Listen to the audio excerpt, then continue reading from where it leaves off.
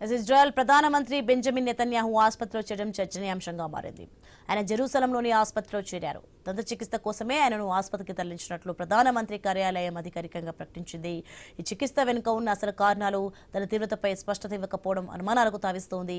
Hebrew మీడియాలో ఈ వార్త వచ్చిన తర్వాతే పీఎంఓ వివరణ ఇచ్చింది. 76 ఏళ్ల నెతన్యాహు ఆరోగ్యంపై కొంతకాలంగా నీళ్లు కమ్ముకున్నాయి.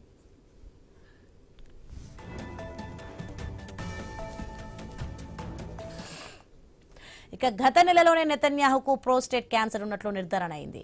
హదస్సా ఆసుపత్రిలో రేడియేషన్ థెరపీ ద్వారా విజయవంతంగా చికిత్స జరిగిందని ఆయన సోషల్ మీడియా వేదికగా వెల్లడించారు. క్యాన్సర్ ఎప్పుడు సోకింది, చికిత్స ఎప్పుడు ముగిసింది లాంటి వివరాలను గోప్యంగా ఉంచారు. ఆయన విడుదల చేసిన వార్షిక ఆరోగ్య నివేదిక కూడా క్లుప్తంగా అధికారిక ఆసుపత్రి ముద్రలు లేకుండా ఉండటం అనుమానాలను మరింత పెంచింది. నెతన్యాహు కొన్నేళ్లుగా తరచూ ఆరోగ్య సమస్యలను ఎదుర్కొంటున్నట్లు తెలుస్తోంది.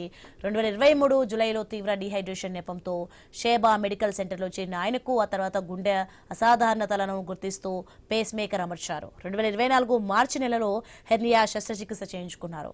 అదే ఏడాది డిసెంబర్ నెలలో ప్రోస్టేట్ సమస్యపై మరో శస్త్రచికిత్స జరిగింది. ప్రస్తుతం దంత చికిత్స కూడా కేవలం సాధారణమైందేనా, లేక దీని వెనుక మరేదైనా పెద్ద ఆరోగ్య సమస్య దాగి ఉందా అనే ఉత్కంఠ నెలకొంది. పశ్చిమాసియాలో ప్రస్తుతం నెలకొన్న యుద్ధ పరిస్థితుల నేపథ్యంలో ప్రధాని ఆరోగ్యంపై ఇజ్రాయెల్లో ఆందోళన నెలకొంది.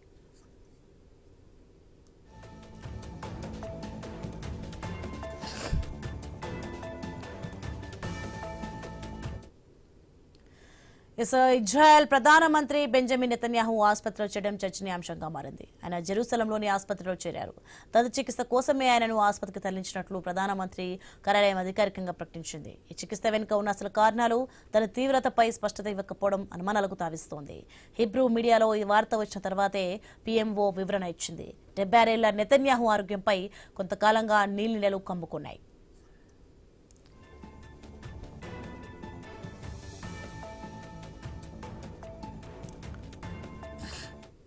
గత నెలలోనే నెతన్యాహుకు ప్రోస్టేట్ క్యాన్సర్ ఉన్నట్లు నిర్ధారణ అయింది. హదస్సా ఆసుపత్రిలో రేడియేషన్ థెరపీ ద్వారా విజయవంతంగా చికిత్స జరిగిందని ఆయన సోషల్ మీడియా వేదికగా వెల్లడించారు.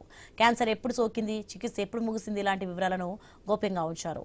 ఆయన విడుదల చేసిన వార్షిక ఆరోగ్య నివేదిక కూడా క్లుప్తంగా అధికారిక ఆసుపత్రి ముద్ర లేకుండా ఉండటం అనుమానాలను మరింత పెంచింది.